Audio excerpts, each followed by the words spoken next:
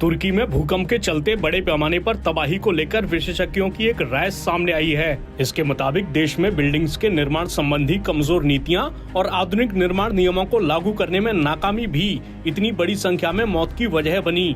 News agency AP के मुताबिक विशेषज्ञों का कहना है कि रियल एस्टेट सेक्टर में उछाल उन क्षेत्रों में आया था जो भूकंप के नजरिए से संवेदनशील थे, लेकिन वहां आधुनिक निर्माण कानूनों की पूरी तरह अनदेखी की गई। भूविज्ञान और इंजीनियरिंग के विशेषज्ञ लंबे समय से चेतावनी दे रहे थे। हालिया भूकंप के बाद नीतियों और कानूनों के क्रियान्वयन में ढिलाई की नए सिरे से जांच की जा रही है। यूनिवर्सिटी कॉलेज लंदन में आपातकालीन योजना के प्रोफेसर डेविड अलेक्जेंडर ने कहा, ये आपदा घटिया निर्माण के कारण हुई है, भूकंप से नहीं। तुर्की के चैम्बर ऑफ आर्किटेक्ट्स के अध्यक्ष आयप मुहकू ने कहा, ये सामान्य ज्ञान है कि हालिया भूकंपों से प्रभावित क्षेत्रों में कई इमारतों को घटिया सामग्रियों से बनाया गया था और अक्सर सरकारी मानकों का पालन नहीं किया गया।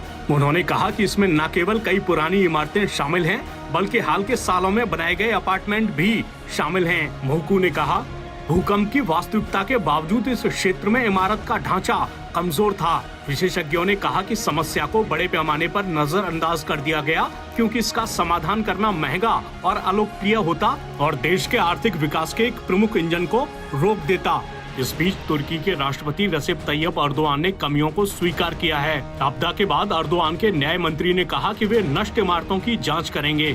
उधर विशेषज्ञों ने भूकंप को इतना घातक बनाने के बारे में एक कठोर वास्तविकता की ओर इशारा करते हुए कहा कि भले ही तुर्की के पास कागजों में भवन निर्माण संहिता है जो मौजूदा भूकंप इंजीनियरिंग मानकों को पूरा करती है, लेकिन ये बहुत कम ही लागू होती हैं। इस बीच बहुत से लोगों का ये भी मानना है कि बचाव अभियान की धीमी गति ज्यादा मौतों की वजह बनी।